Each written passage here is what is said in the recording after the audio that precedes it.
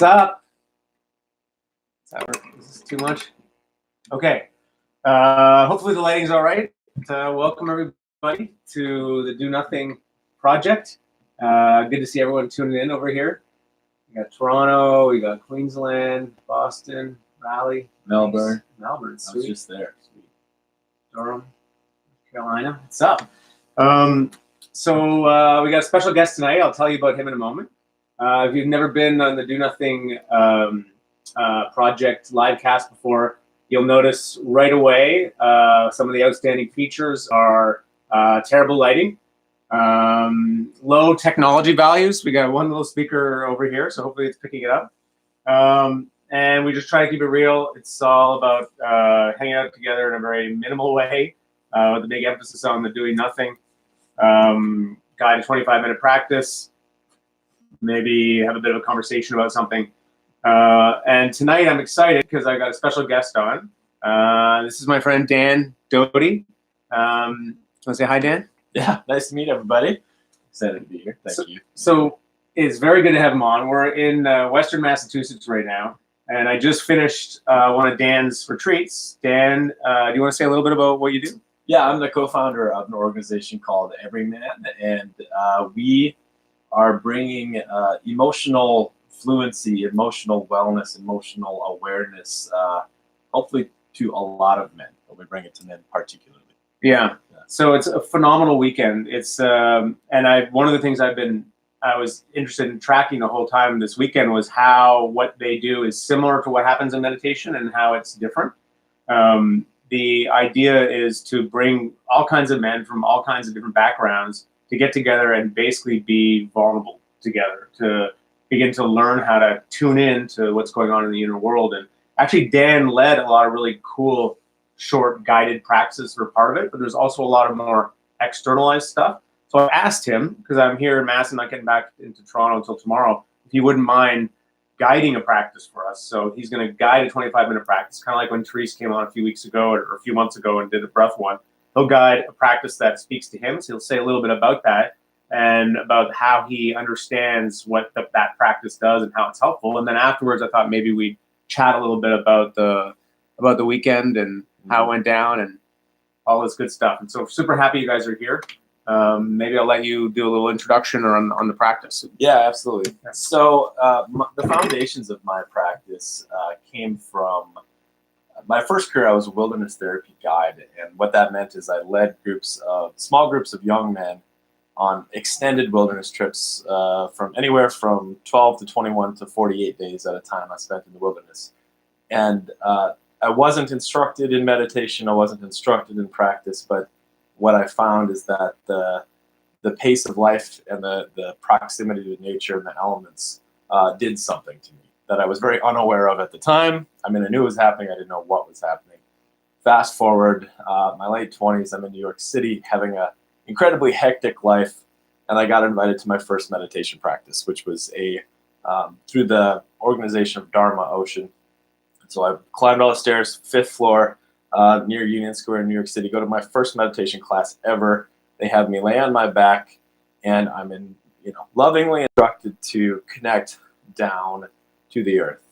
And then I just kind of blew open, and I had this massive epiphany that what I had cultivated and stumbled into in the wilderness was available through conscious practice.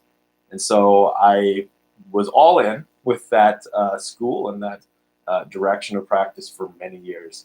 Still am obsessively practicing. And so it's very, very elemental or nature-based. And I feel most free, I feel most happy, I feel most myself in as far away from a road as possible. And that's just not, I don't live that way, and I don't choose to live that way. So my practice for myself, and as I share it, is very much my intention to share access to a natural state. Beautiful. Yeah. Awesome. So we're going to do a 25-minute sit. It's 8:06 right now, so we'll finish at 8:31 or 8:32. I don't think we have a bell. I forgot I was going to bring a... just put a little do you have a timer on the thing? So we'll have a timer. We'll start with a little mechanical bell, and then finish. And then we'll have a chance to do a little debrief with Dan about that. You guys are welcome to plug in if you have a question or something about it as well. 8:33. Thanks, Jeff and Pete. Okay, it's not going to ding, but I'll just start. Okay. Okay. Yeah, that's cool.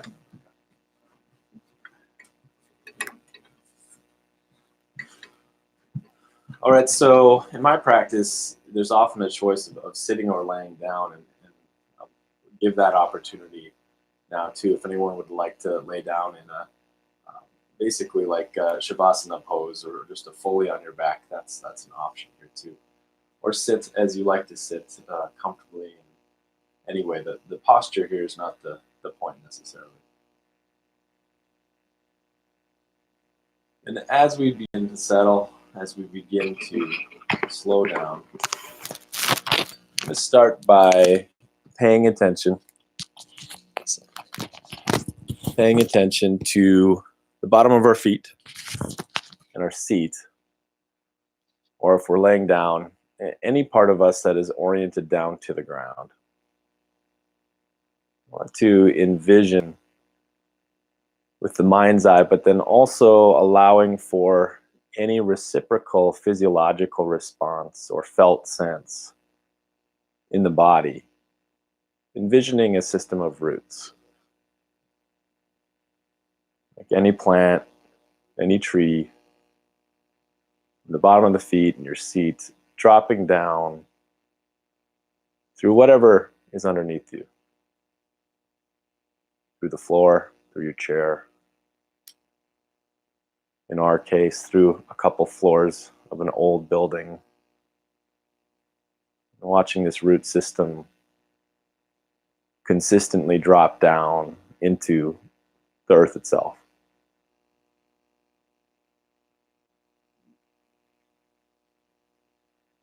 Just like a sped up video, watch as this root system begins to just consistently move down through layers, soil, gravel,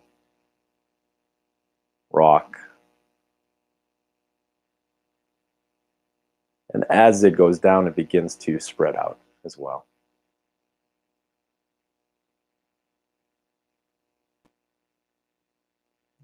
Maybe hooking your awareness on the leading edge of this root system,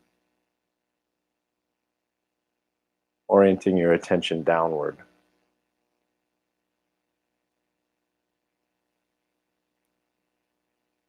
Inviting, in a sense, even already, of being rooted, of being held,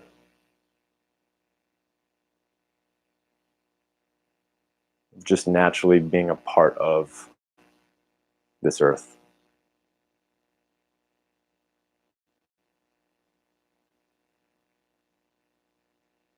As this root system continues to expand and drop, again being aware of your felt sense in your body.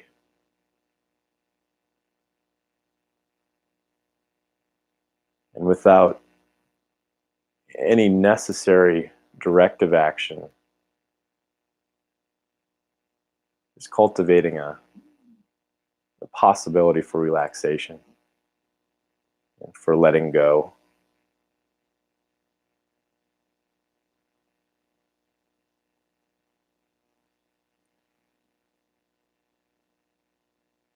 And as that root system continues to firmly anchor you,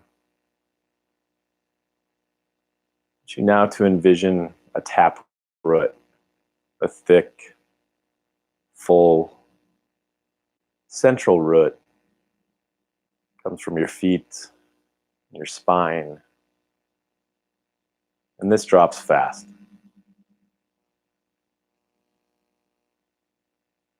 Like opening the bail on a fishing rod or dropping a weight through the ocean. See this taproot just drop directly, deep, deep, deep, deep to the center of the earth.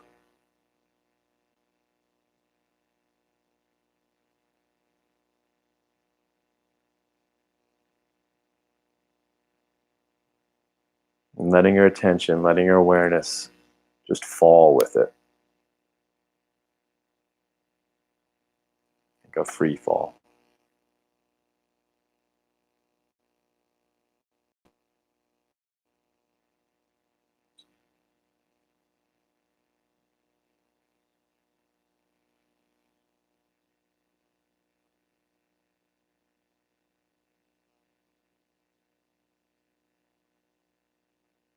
We'll add one more element to working with the earth here.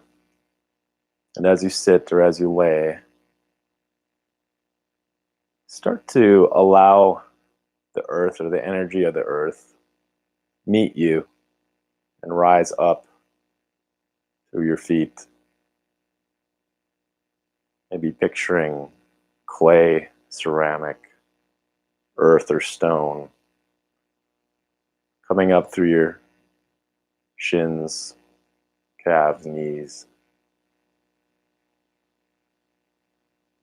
creeping its way up your upper legs. Again, visualizing and also just making room for the somatic or physiological sensation to go in tandem. Allowing it to rise now through your seat, your pelvis, your pelvic bowl, up into your lower belly, your lower back.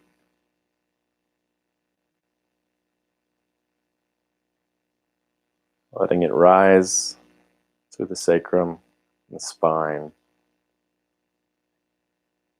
and climbing up through your torso, belly button, mid back, chest, armpits, shoulders. And letting that cascade down your arms, upper arms, elbows, forearms, wrists, and hands.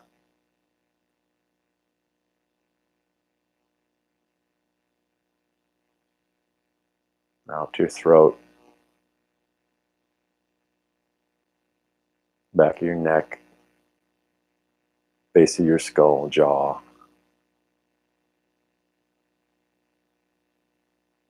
Letting it climb up through your face and your head.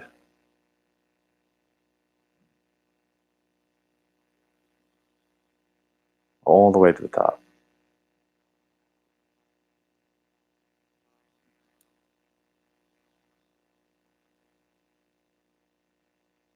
Now feeling the entirety of your body.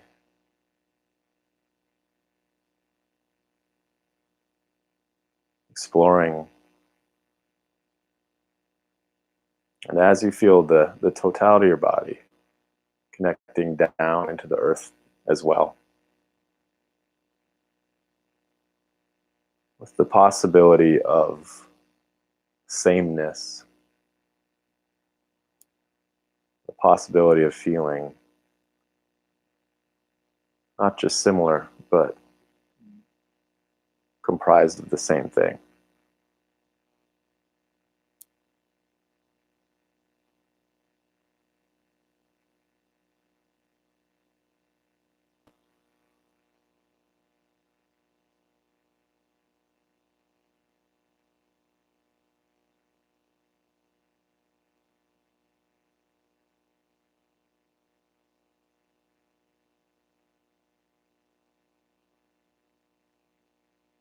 Just being a sitting, breathing piece of earth yourself.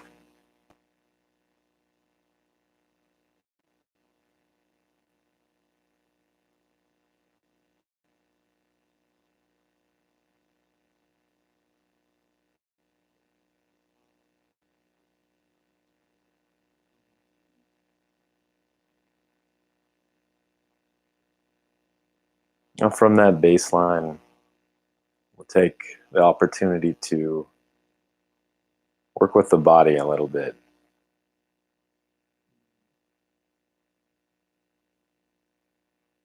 And as we feel the whole body, first looking for any places where there may be held energy, tightness, tension.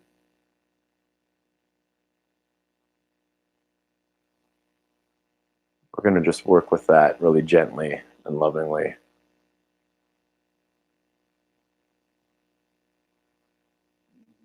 So I'm going to give an example. I feel a tension in my right rib cage and on my back. You can find any place in your body. It might be acute and small. It might be global through your whole body. Just looking for a place of tension.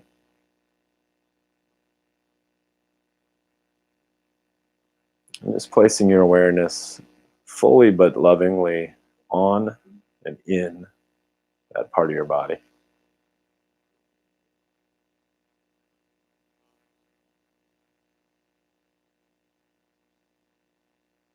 As you breathe with it, kind of warmly and lovingly embrace and accept that tension.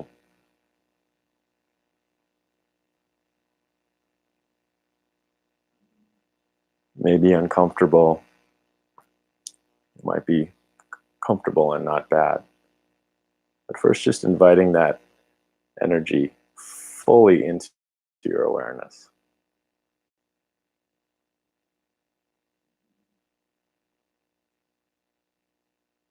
And then just hanging there.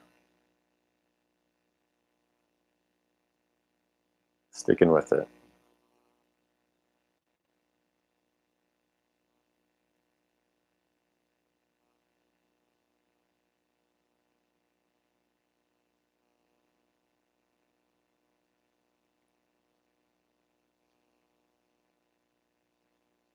And then intending or allowing or making room for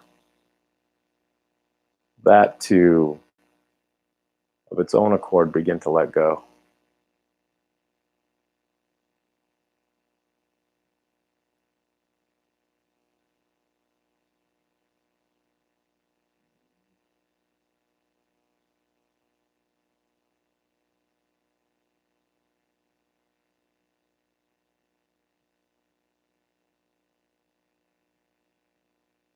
Letting any tension now,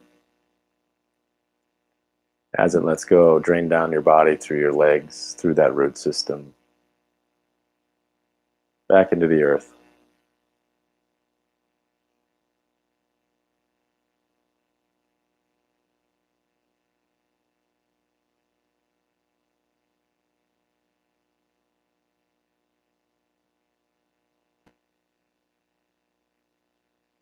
And then asking or inviting your body, all the systems of your body, giving permission for tension, stress, holding, tightness, to utilize this root system, to utilize this drainage system. And without any real effort, sitting now just with that directional drain.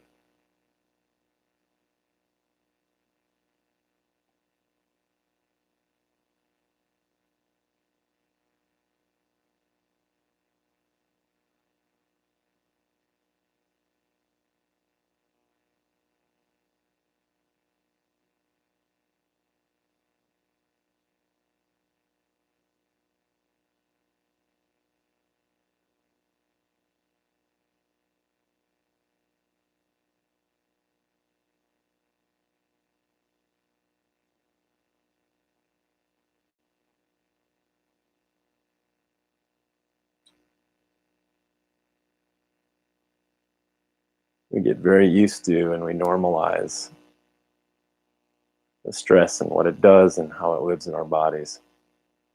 So all we're doing here really is creating a little gap for that to slow and release in a very natural way.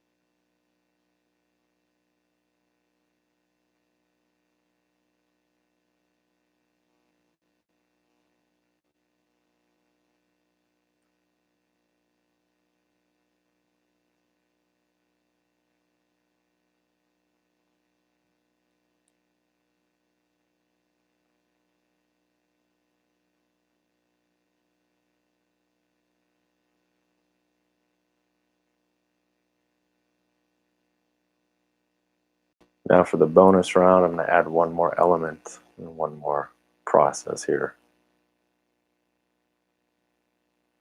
I'm going to picture a waterfall or a shower head or some very lovely stream of water directly above your head. Envision that turning on. I'm going to allow that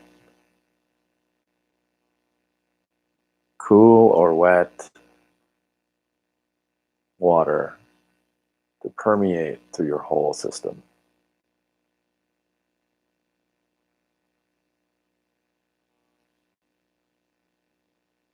Down through your crown, through your head, all the way through your shoulders, chest, torso. Cleansing, maybe picking up detritus, any little grimy stuff, just washing it through.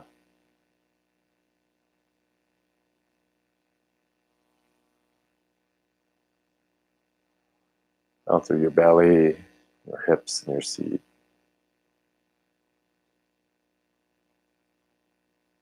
Just a constant stream of water.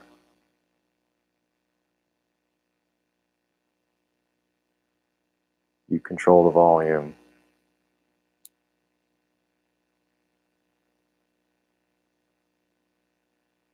Through your legs, your knees,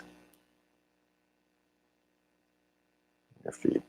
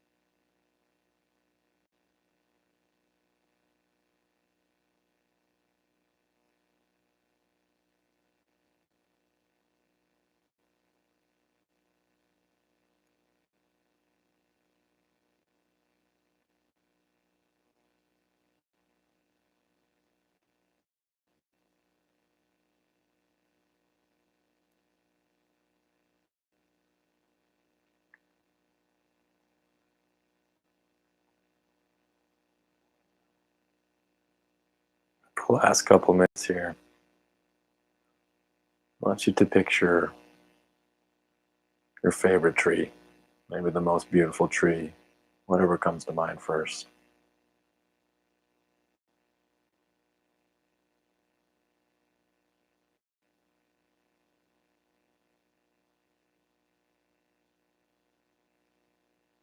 To take in that image,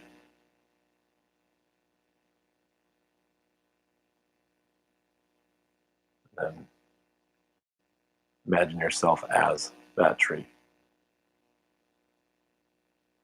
rooting into the earth,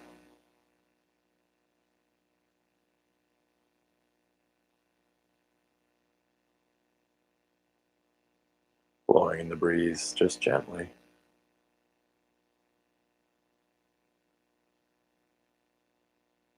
Experiencing time, from that pace.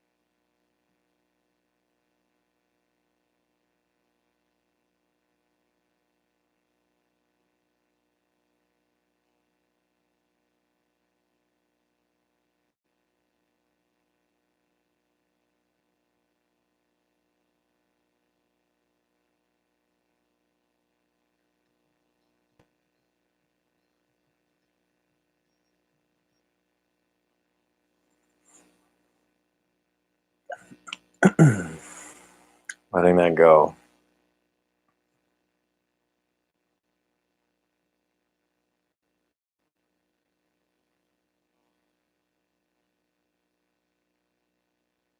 Coming back to the present moment.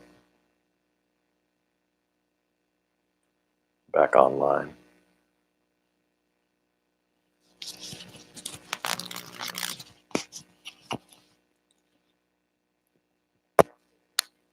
Thank you so much. Nice, dude. That was so fun.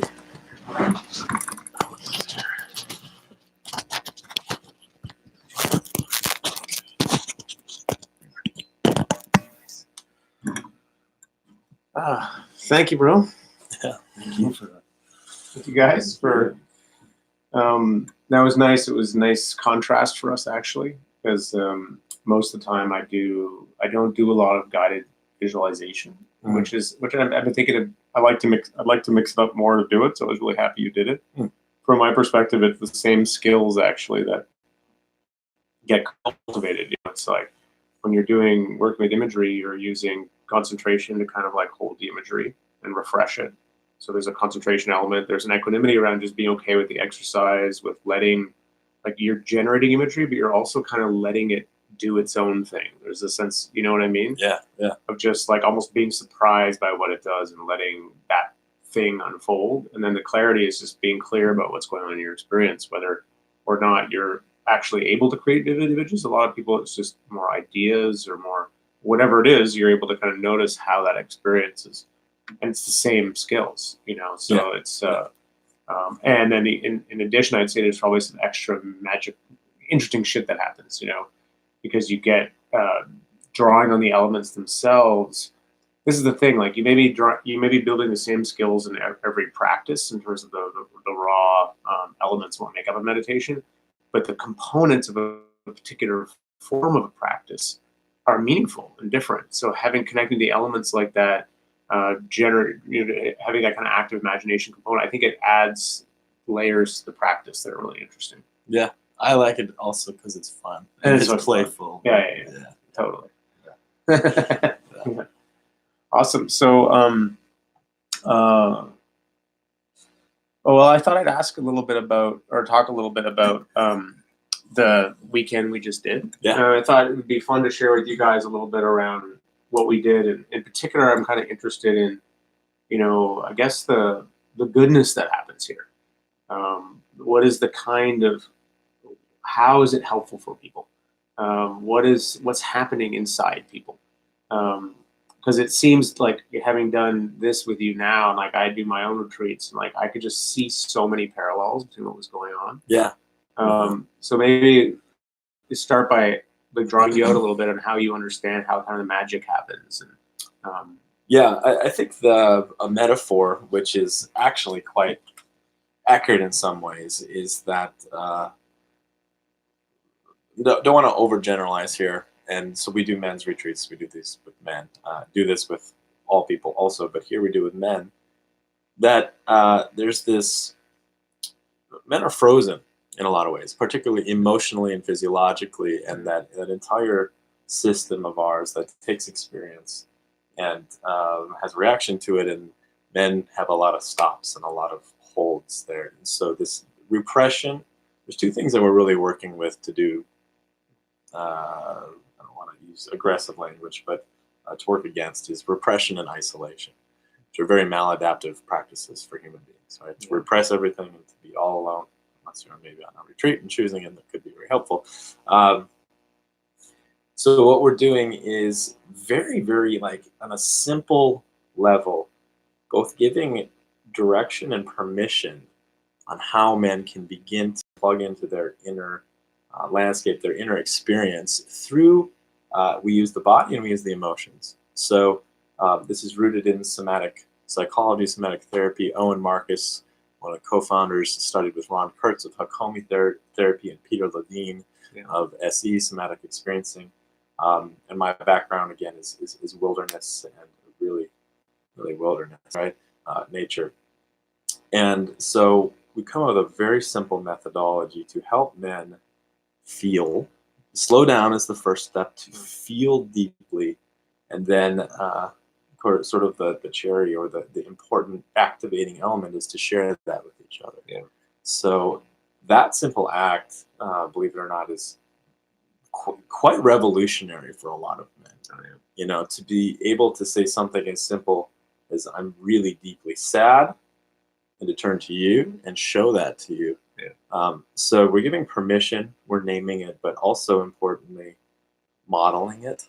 And so the goodness is like a, I mean, I'm gonna get off the nature kicks at some point here, but you know, a dammed up river that's full of leaves and rocks, and you start pulling out these elements, and the water starts to flow naturally. And so, you know, human connection and connection to oneself and to others become, you know, inextricably linked together and kind of wound together. And so men leave these, I leave these feeling profoundly in touch with who I am.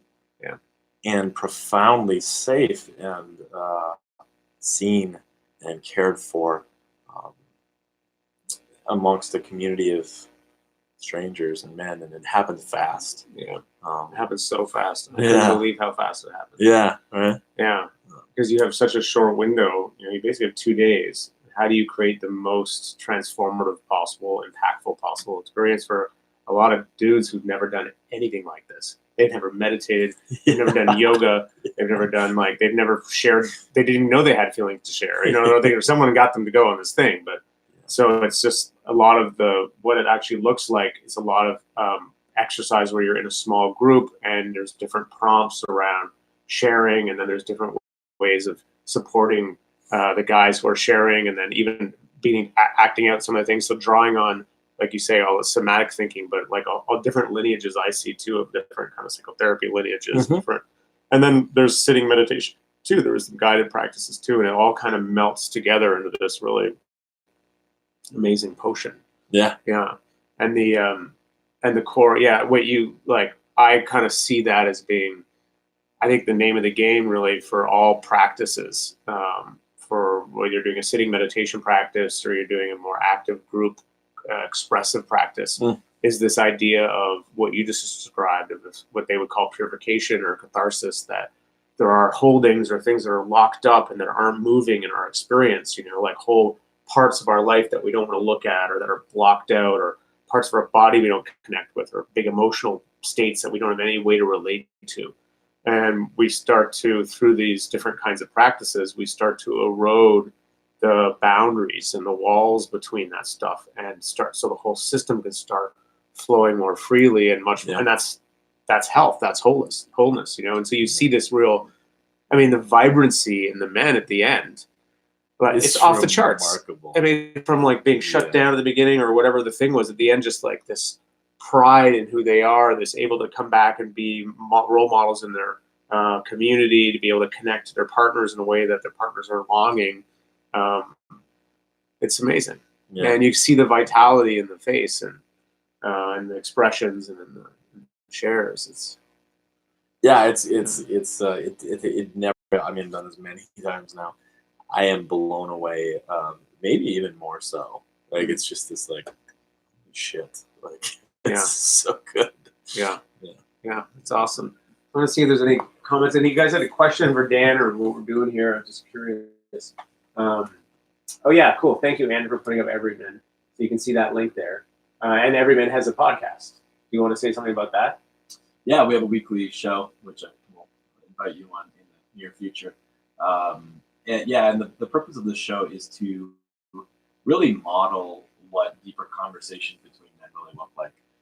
It's not a common thing for a lot of people to have an example of a man who's deeply vulnerable or willing to just share his truth. I think it is becoming more common, thank goodness. Yeah. But we're trying to really, share stories. We do our share of celebrity and experts and stuff, but we also like to bring on, men that just have the willingness to really share who they are. Yeah. On a level that's not common.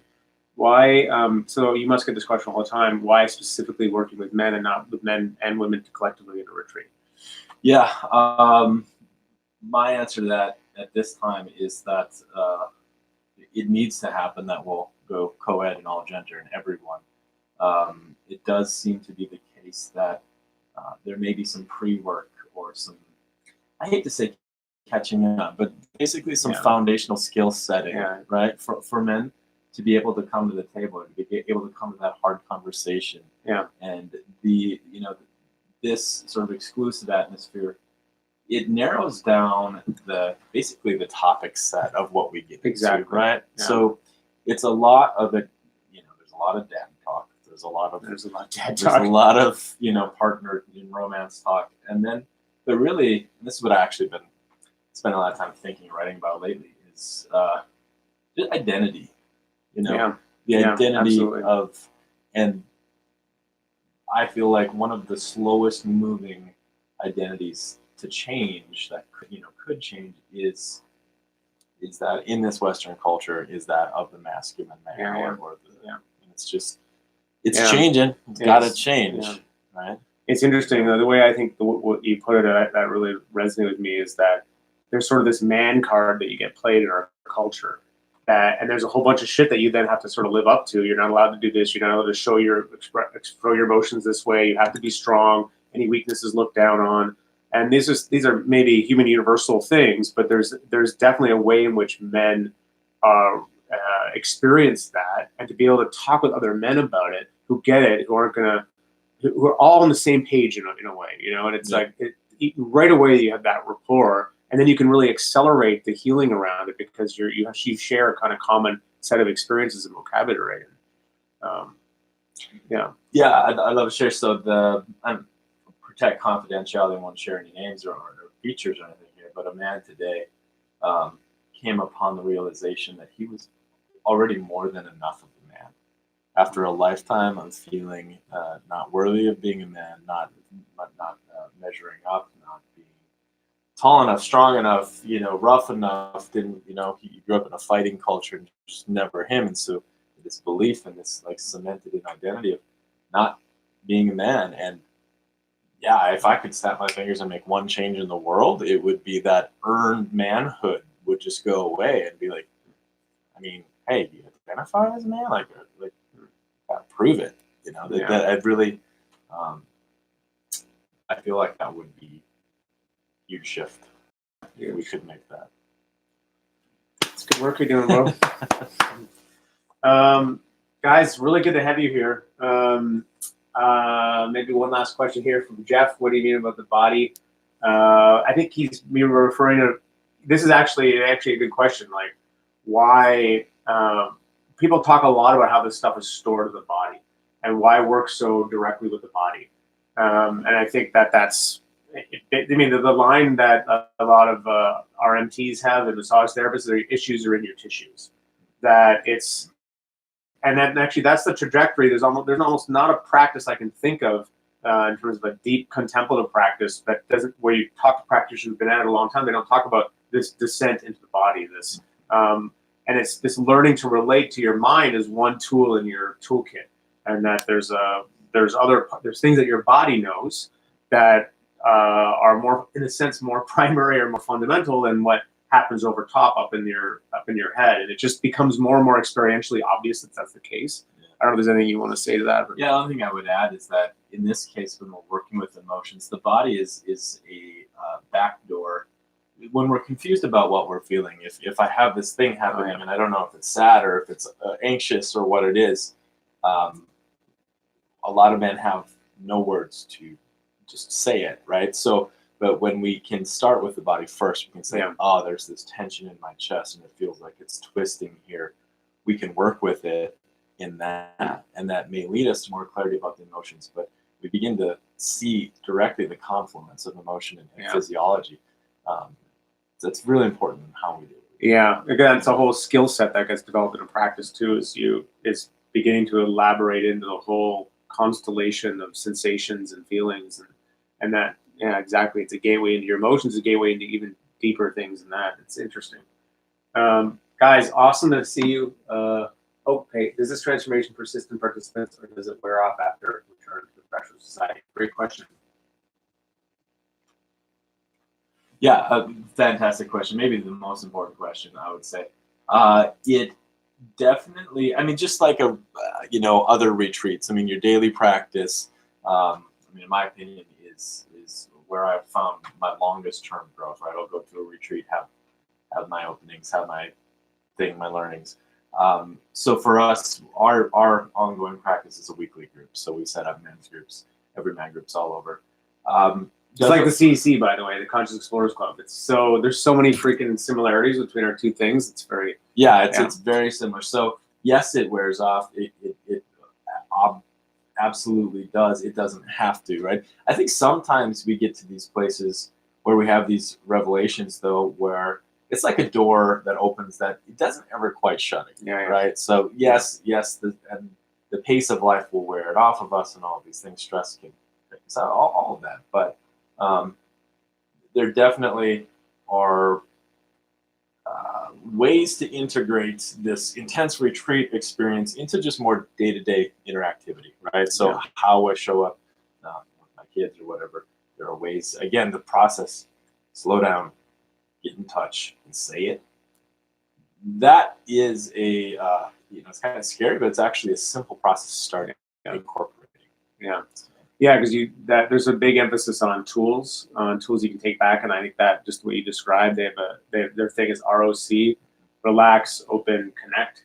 But there's actually kind of a little protocol around it, and you start to see again and again, you get the feedback of what being vulnerable and open actually, what it does and how it changes you, and you can take that toolkit back with you. Yeah. Just the way you learn the toolkit in a meditation of like how equanimity works or how clarity works, and you can start to apply it in all these different contexts. So. Yeah.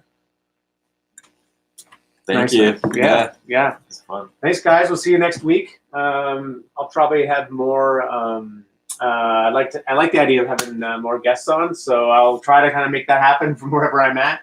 And next week we'll return to regular programming, which is to say doing nothing. Thank you. Thanks, Dan. Yeah, thanks, man. And thanks, Andrew and Lily, and all my amazing posse out there. Thank you for tuning in. I love you guys. It's so fun doing this. It's like the best part of my week, except for going to Man Retreats, which adds beautifully to it. Yeah. Oh, thanks, Rena. Bye, guys.